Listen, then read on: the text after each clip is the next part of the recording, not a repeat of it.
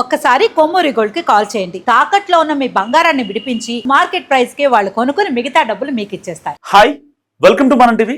మనం టీవీ ఉంది మన కోసం. నేను మీ జర్నలిస్ట్ మనోజ్. చిన్నారి సేఫ్ కానీ కిడ్నాప్. నిజంగా చిన్నారి సేఫ్ గానే ఉంది కానీ కిడ్నాప్ గురైంది. ఇది నేను చెప్పే ఇన్ఫర్మేషన్ కాదు, కొన్ని డాట్స్ మనం కనెక్ట్ చేసుకునే ప్రయత్నం చేద్దాం. ఎందుకంటే ఇప్పటిదాకా 10 రోజుల నుంచి ఒక భీకరమైన ఆపరేషన్ జరుగుతోంది, సెర్చ్ ఆపరేషన్ నల్లకొండ అటవీ ప్రాంతంలో. సో నల్లకొండ అటవీ ప్రాంతం గురించి మనకు తెలిసిన బేసిక్ ఇన్ఫర్మేషన్ ఏంటి? 500 ఎకరాల్లో ఆ భూమి ఉంది, అటవీ భూమి ఉంది. సో దీనికి సంబంధించి మనకు తెలిసింది 500 ఎకరాలు. అండ్ ఇదొక చిట్టడవి. చిట్టడవి అంటే బేసిక్గా అక్కడ వన్యమృగాలు, క్రూర మృగాలు, అంత అంటే డేంజరస్, మనుషులను చంపేసేటువంటి మృగాలు అక్కడ తిరగవు. అక్కడ తిరిగేది ఏంటో తెలుసా? దుప్పులు, పాములు, జింకలు, అడవి పందులు. ఇది అటవీ శాఖ ధృవీకరించినటువంటి రిపోర్ట్. ఇది అటవీ శాఖ అధికారులు అక్కడ ఉన్న స్పాట్లో ఉన్నటువంటి ఎవరైతే సీనియర్ మోస్ట్ అఫీషియల్స్ ఎవరైతే ఉంటారో వాళ్ళు చెప్తుంది. ఇక్కడ మనుషులను చంపేసినటువంటి పులులు కానీ సింహాలు కానీ ఇక్కడ ఉండవు. దాదాపుగా 40 ఏళ్ళ నుంచి ఈ యొక్క ప్రాంతంలో తుని సిహెచ్ అగ్రహారం ఆ గ్రామంలో ఎలాంటి ఘటనలు అసలు జరగలేదట ఇప్పటిదాకా కూడా. అంటే పాపని ఏ మృగం కూడా గాయపరచడమో చంపడమో ఇలాంటివి చేయలేదు. అండ్ పాయింట్ నెంబర్ 1 ఏంటి? అటవీ శాఖ చెప్తుంది కదా, అటవీ శాఖ చెప్తుంది. పాయింట్ నెంబర్ 1 ఇస్తున్నాం. అండ్ పాయింట్ నెంబర్ 2, అక్కడికి వచ్చిన జ్యోతిష్కులు, ఈ జ్యోతిష్యులు ఎవరైతే ఉన్నారో, సో ఎట్టి పరిస్థితుల్లో పాప బతికే ఉంది, వాళ్ళ అమ్మాయి రాశి ప్రకారమో లేదంటే ఆ అమ్మాయి స్టార్ నక్షత్రం ప్రకారమో ఆ అమ్మాయి బతికే ఉంది, ఎలాంటి ఇబ్బంది లేదంటున్నారు. సరే, జ్యోతిష్యుల్ని నమ్మాలా నమ్మొద్దా అనే విషయం పక్కన పెడదాం. కానీ పాప బయటికి సేఫ్గా రావాలి అనే పాయింట్ గురించే మనం మాట్లాడుకుందాం. ఎందుకంటే మన టైటిల్ కూడా చిన్నారి సేఫ్ కానీ కిడ్నాప్ అని చెప్పుకున్నాం కాబట్టి. సో జ్యోతిష్కుల పాయింట్లో కూడా నేను పాప మళ్ళీ వస్తుంది అనేది నేను తీసుకుంటా. అండ్ అటవీ శాఖ అధికారులు కూడా చాలా క్లియర్గా చెప్పారు ఇక్కడ ఎలాంటి వన్యమృగాలు ఉండవు అని చెప్పి. అండ్ మూడోది, ఇది చాలా ఇంపార్టెంట్, పోలీసులు. సో పోలీసులు దాదాపుగా 200 మంది కొన్ని ప్రత్యేక బృందాలుగా విడిపోయి సర్చ్ ఆపరేషన్ చేస్తున్నారు. And NDRF, national disaster response force, and SDRF, ఇటు అటవీ శాఖ టీం కావచ్చు, డిప్యూటీ సీఎం పవన్ కళ్యాణ్ ఆదేశాలతో అటవీ శాఖ కావచ్చు, హోమ్ మినిస్టర్ అనిత ఆదేశాలతో ఇటు ఎన్డీఆర్ఎఫ్, ఎస్డిఆర్ఎఫ్, పోలీసులు అంతా 10 రోజుల పాటు ఒక భీకరమైన సెర్చ్ ఆపరేషన్ చేశారు. నల్లకొండ అటవీ ప్రాంతంలో 500 ఎకరాల భూమిని జల్లెడ పట్టారు. సో ఎలాంటి క్లూ దొరకలేదు ఇప్పటిదాకా, దెర్ ఈస్ నో క్లూ. కానీ పోలీసులు తమదైన స్టైల్లో విచారించారు. ఇప్పుడు దాదాపుగా 1400 ఫోన్ కాల్స్ ఏదైతే సిహెచ్ అగ్రహారంలో ఆ విలేజ్లో 1400 ఫోన్ కాల్స్, 7 టవర్స్, 7 టవర్స్ రేంజ్లో 1400 ఫోన్ కాల్స్ని మెర్జ్ చేశారు. దీంట్లో గ్రూప్ కాల్స్ ఉన్నాయి అండ్ ఇండివిజువల్ కాల్స్ ఉన్నాయి, సస్పెక్టెడ్ కాల్స్ ఉన్నాయి. వీటి గురించి ఇప్పుడు శోధన జరుగుతుంది. ఈ 1400 కాల్స్లో 7గురిని సస్పెక్ట్గా తేల్చారు పోలీసులు. 7 మెంబర్స్, సేమ్ ఊరే, ఆ పాప నివసిస్తున్న ఊరే. సో ఈ 4 పాయింట్లకి ఒక్క విషయం చెప్తా. సో ఇప్పటిదాకా ఆ పాప అడవిలోకి వెళ్ళింది అండ్ దాని తర్వాత కుక్క బయటకు వచ్చింది, కుక్క ఆన్ ది స్పాట్లో చనిపోయింది. సరే, కుక్క అది న్యాచురల్ డెత్తా లేదంటే ఎవరైనా మందు పెట్టారా అనే యాంగిల్లో కూడా ఇప్పుడు పోలీసులు దర్యాప్తు చేస్తున్నారు. కుక్క బాడీని విశాఖకు పంపించారు పోస్ట్ మార్టం రిపోర్ట్ కోసం. పోస్ట్ మార్టం రిపోర్ట్లో కనుక యూజువల్ డెత్ కాదు, ఇది అన్యూజువల్ డెత్ అని తేలింది అనుకోండి, ఈ 7గురికి చితకబాతారనమాట. చితకబాతంటే మామూలుగా కాదు. ఎందుకంటే అండ్ దీనికి సంబంధించి వాళ్ళ అమ్మ చెప్పింది, చిన్నారి జ్ఞానేశ్వరి వాళ్ళ అమ్మ ఏమని మీడియాతో ఆవిడ చెప్పింది ఏంటంటే, మా ఆయనకి ఒక్కరితో గొడవ ఉంది. ఈ విషయం కనీసం వాళ్ళ ఆయన గణేష్ కూడా చెప్పలేదు, చిన్నారి పాప వాళ్ళ నాన్న కూడా చెప్పలేదు పోలీసులకి. తర్వాత సరిగ్గా జూన్ 6వ తారీఖున ఆ అమ్మాయి మిస్ అయిపోయిన తర్వాత జూన్ 9న వాళ్ళ నాన్న గణేష్ని పోలీసులు అడిగారు, ఏమని, నీకెవరితోనో గొడవలు ఉన్నాయా, మీ పిల్లని ఇంత దారుణంగా చేయాల్సిన అవసరం ఏంటి, వాస్తవానికి మీ పాప మిస్ అయింది ఆ రోజున జూన్ 6 మార్నింగ్ 11:30కి నీ దగ్గరకు వచ్చింది అనుకున్నాం, రాలేదు, మీ ఆవిడ కూడా అదే అనుకున్నారు, మరి అసలు ఈ మధ్యలో ఏం జరిగింది, సీసీటీవీ ఫుటేజ్ అంతా తీసేసరికి 6వ తారీఖు 7వ తారీఖు 8వ తారీఖు అయింది. 9వ తారీఖు మాట్లాడిన తర్వాత ఎలాంటి విషయాలు కూడా నోరు విప్పలేదు. ఐఎమ్ నాట్ బ్లేమింగ్, నేను బ్లేమ్ చేయట్లేదు, కానీ ఈ కేసులో ఆయన చెప్పని ఒక ఇన్ఫర్మేషన్ని పోలీసులు డాట్స్ కనెక్ట్ చేసుకునే విధంగా చిన్నారి వాళ్ళ అమ్మ చెప్పింది. అయితే ఒక కార్ ఇష్యూలో ఒక కారు వీళ్ళు కొనుగోలు చేశారు, ఆ కొనుగోలుకు సంబంధించి ఒక 4గురితో వీళ్ళకి గొడవలు ఏర్పడ్డాయి. ఆ గొడవలు ఎక్కడి దాకా వెళ్ళాయంటే, అగ్రహారంలోని వాళ్ళ ఇల్లు ఏదైతే వాళ్ళ ఇల్లు ఉంది కదా, ఆ ఇంటి చుట్టూ రెక్కి నిర్వహించేంత విధంగా. ఇప్పుడు మీకు మాకు ఏదైనా గొడవ అయింది, మహా అయితే ఏం చేస్తావు, అప్పటికప్పుడు కొట్టుకుంటాం తిట్టుకుంటాం అయిపోతుంది.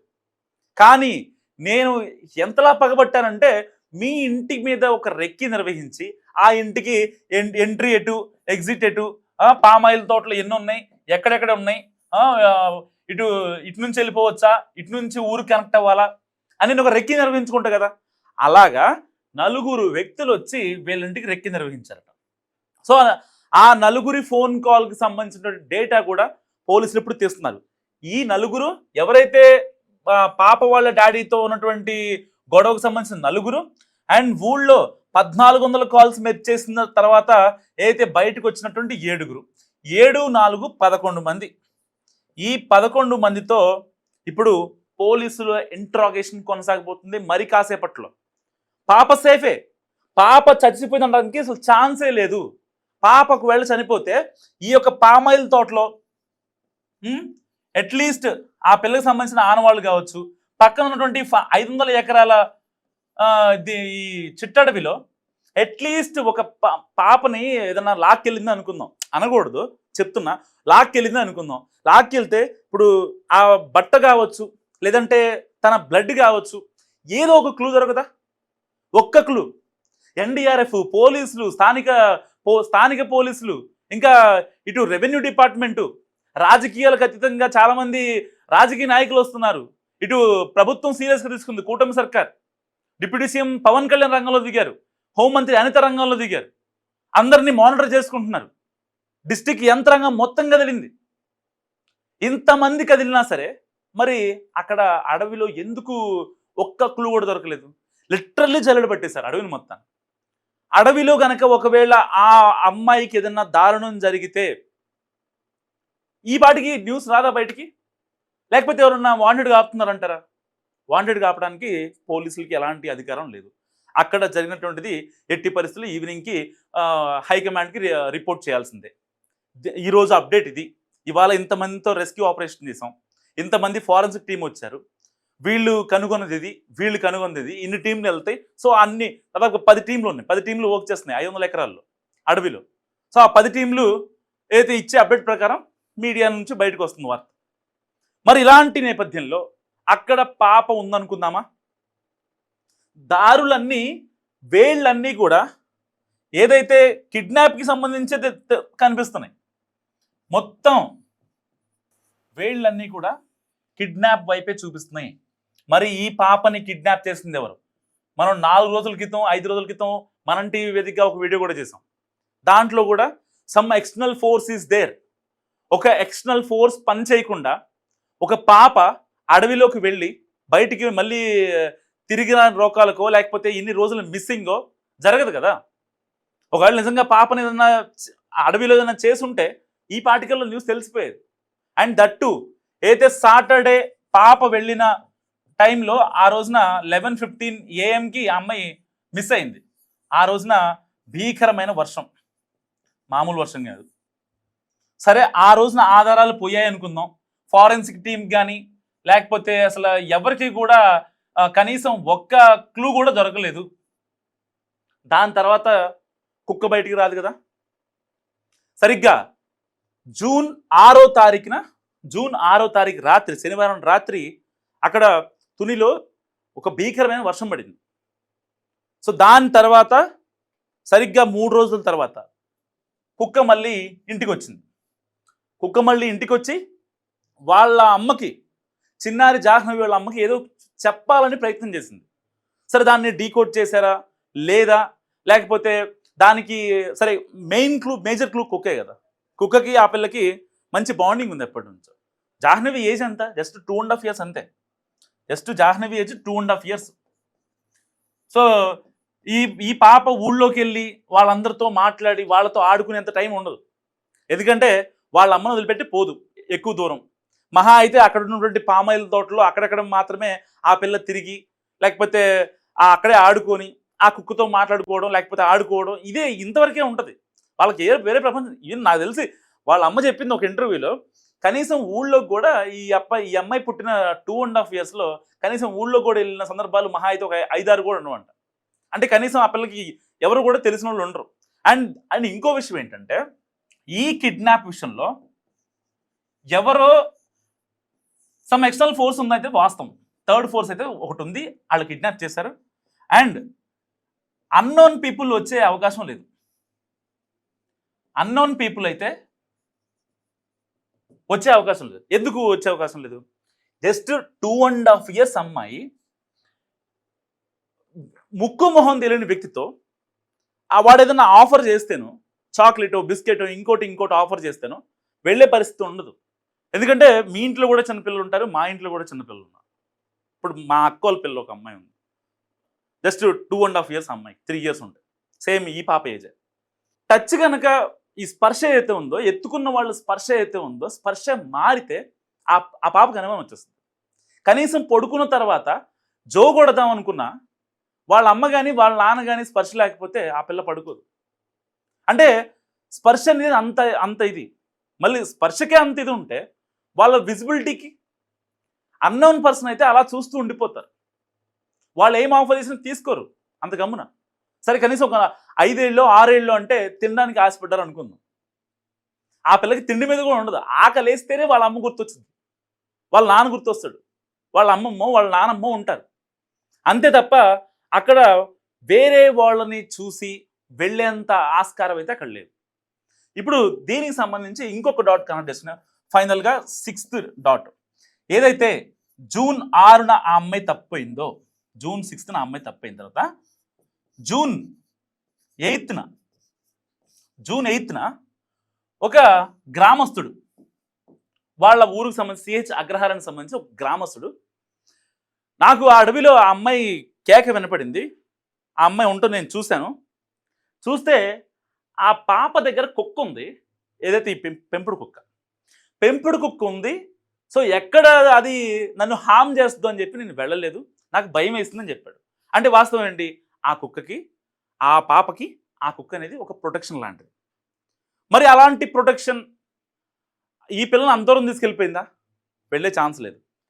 పక్కన ఉన్నటువంటి పామాయిల్ తోట 10 ఎకరాల్లో విస్తరించింది, 10 ఎకరాలు. అదే టైంలో సాటర్డే మార్నింగ్ 11:30కి వాళ్ళ చెల్లి ఎవరైతే ఉంటుందో వాళ్ళ అమ్మ దగ్గర పాలు తాగుతుంది. అండ్ వాళ్ళ అమ్మ ఇంట్లోనే ఉన్నారు. వాళ్ళ నాన్న ఏదైతే ఉన్నాడో ఆయన పామాయిల్ తోటకు నీళ్లు పెడుతున్నారు. సరిగ్గా ఆ రోజు నైటే వర్షం పడింది వాస్తవానికి. సో ఈయన పొద్దున్న నుంచి ఆయన నీళ్లు పెట్టడం జరుగుతుంది, నీళ్లు పెడుతున్నారు. ఈ 10 ఎకరాలని క్రాస్ చేయాలంటే స్క్వేర్ టైప్లో వేసుకున్నా, ఈ 10 ఎకరాలు ఒక స్క్వేర్ టైప్లో ఉందనుకుందాం, కనీసం ఒక పావు గంట పట్టదా అండి? సరే 10 నిమిషాలు పట్టదా? ఆ అమ్మాయి చాలా ఫాస్ట్గా వెళ్ళిపోయింది అనుకుందాం. అంత ఫాస్ట్గా వెళ్తే ఒక పావు గంట అయినా పట్టుద్దిగా, 10 నిమిషాలు పట్టుద్దిగా. సో అప్పుడు వీళ్ళ నాన్న చూడలేదంటారా?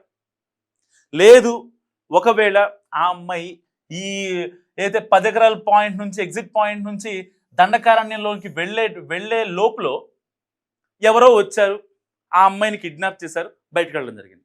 ఒకవేళ ఆ అమ్మాయి కనుక లోపలికి వెళితే వెంటనే కుక్క రావటము, ఎందుకంటే కుక్కకి తెలుసు ఆ ఆ పాప ఎక్కడి వరకు వెళ్తుంది ఏంటి. ఒకవేళ దూరంగా వెళ్తే అంటే అన్యూజువల్ ప్లేసెస్ కానీ రికగ్నైజ్ చేయనటువంటి ప్లేస్కి వెళ్తే ఆ పిల్లని వార్మ్ చేసే, లేకపోతే ఇటు కాదు మనం వెళ్ళాల్సిందే అని చెప్పి ఇది కూడా ఆ కుక్క ఉంటుంది. ఎందుకంటే వీళ్ళిద్దరి మధ్య బాండింగ్ అలా ఉంటుంది, చిన్నపిల్లలతో మనం చూస్తూ ఉంటాం కదా. సో ఆ విశ్వాసం ఆ కుక్కకు ఉంటుంది. ఆ పాపని వెంటనే వెనక్కి పంపించే క్రమం కూడా జరిగి ఉండొచ్చు. కానీ అక్కడ ఏదైతే జరిగిందో అది కుక్కకి మాత్రం ఎవరికి తెలియదు. కానీ ఇప్పుడు కుక్క చనిపోవడం ఈ కేసులో చాలా కీలకంగా మారింది. అసలు ఎవరి కాళ్ళకి అంటే నార్మల్గా ఆ పాప మిస్ అయ్యి కిడ్నాప్ జరిగితే ఏముండదు కదా.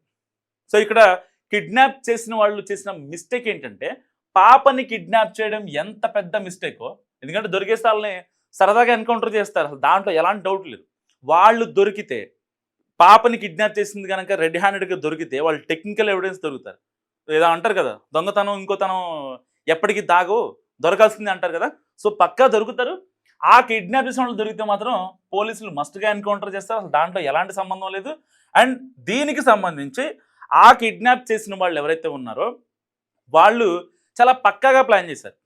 పాప ఈ 10 ఎకరాలు పామాయిల్ తోట దాటి అడవి దాకా వచ్చింది కాబట్టి సో ఆ పాపను అక్కడే అడవిలోనే చేస్తే వన్యమృగాలు అమ్మాయిని ఇబ్బంది పెట్టాయి, చంపేశాయని చెప్పి ఎస్కేప్ అవ్వచ్చు. కానీ ఆ టైంలో వాళ్ళు ఎందుకున్నారు, అండ్ దట్టు వాళ్ళకి ఈ చిన్నారి వాళ్ళ అమ్మ నాన్నకి పడదు కాబట్టి అనుమానం వచ్చే ఛాన్స్ ఉంది. కాబట్టి ఆ అమ్మాయిని చాలా సేఫ్గా రెస్క్యూ చేసి ఆ అమ్మాయిని బయటికి తీసుకెళ్లారు.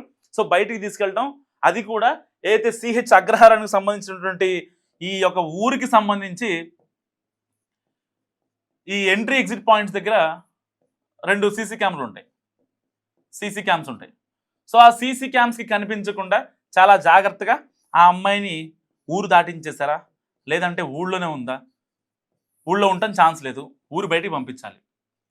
ఒకవేళ ఆ అమ్మాయి అడవిలో ఉందనుకుందాం, అడవిలో ఉంటే ఈ పాటికల్లా ఏదో ఒక తుని సిఐ గారు చెప్పినట్టు కొండ చిలువలో లేకపోతే అడవి పందులు ఏదో ఒకటి కొంచెం ఆ అమ్మాయిని డ్యామేజ్ చేసే ఒక పరిస్థితి జరగవచ్చు.